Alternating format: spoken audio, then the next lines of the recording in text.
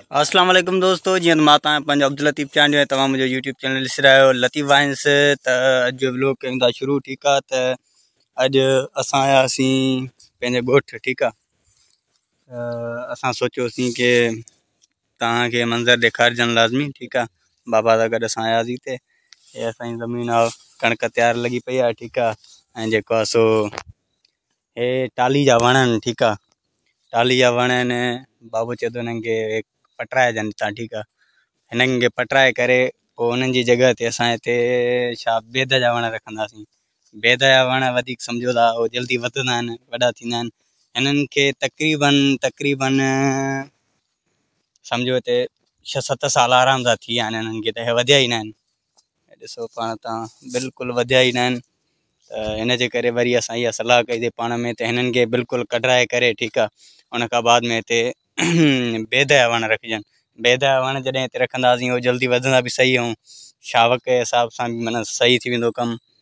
त वरी हे जेके असां कढाईंदासीं, हे वरी असांजे कमु ईंदा। घर जो सामान वग़ैरह ठाराईंदासीं, जीअं खटूं थी वियूं या दर थी विया या कहिड़ी बि शइ जीअं थींदो आहे सिस्टम, ठीकु आहे। त उन खां बाद में इहो सिस्टम असां सोचियो आहे हिते। वधीक तव्हां सलाह ॾियो त हे कढाइजनि या न कढाइजनि, ठीकु आहे। ऐं कणिक बि तयारु बीठी आहे, सरियां तयारु बीठी आहे हेॾां, ठीकु आहे। त हर शइ सिस्टम ओके आहे। हींअर असां मौजूदु आहियूं पंहिंजे ॻोठु जामक चांडियो में।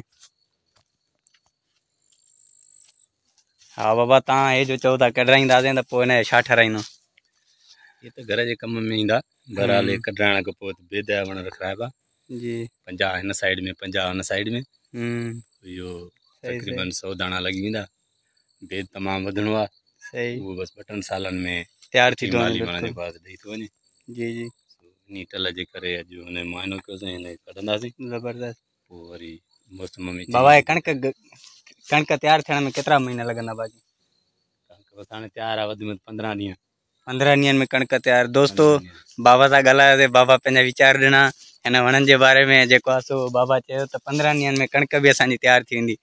कणिक तयारु थींदी पोइ छा थींदो? पोइ बसि हिन ॿिन्ही खे ठाहिबो, हर ॾेई घुमाइबियूं वरी। सही सही। न तव्हांजी छा उमेदु आहे वैसे? त माना जेको आहे सो जेकी इहा कणिक थी आहे हिन दफ़े, हिन खां वधीक थींदी अॻिले साल खां, या अञा घटि थींदी या छा? सुठी आहे, सही सही। त बाबा इहो बि ॿुधायो त जेकी कणिक असांजी जेकी अॻिले साल थी, इंशाअल्लाह उन खां वधीक माना थियण वारी आहे।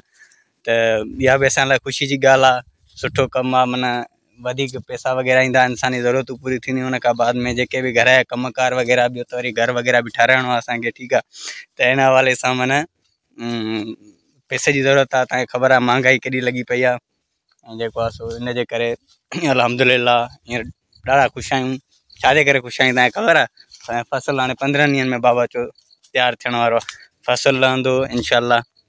ॿी ॻाल्हि ॿुधायां, फ़सुलु लहंदो मोबाइल बि चेंज कंदासीं इंशाअल्लाह। त आयासीं, बसि दिलि चयो तव्हां सां जेको आहे सो मुखातिबु थिजे, फेस टू फेस थिजे, ठीकु आहे। जेकॾहिं असांजो वीडियो तव्हांखे पसंदि आयो आहे त असांजे चैनल खे सब्सक्राइब कयो, लाइक कयो ऐं शेयर करणु न विसारियो, ठीकु आहे। ऐं इहा ॻाल्हि असांखे ज़रूरु ॿुधाइजो कमेंट में त हिननि वणनि जे बदिरां बेद सही आहिनि या हे वण सही आहिनि, ठीकु आहे। त इंशाअल्लाह मिलूं था अगली वीडियो में। अस्सलाम वालेकुम, ख़ुदा हाफ़िज़।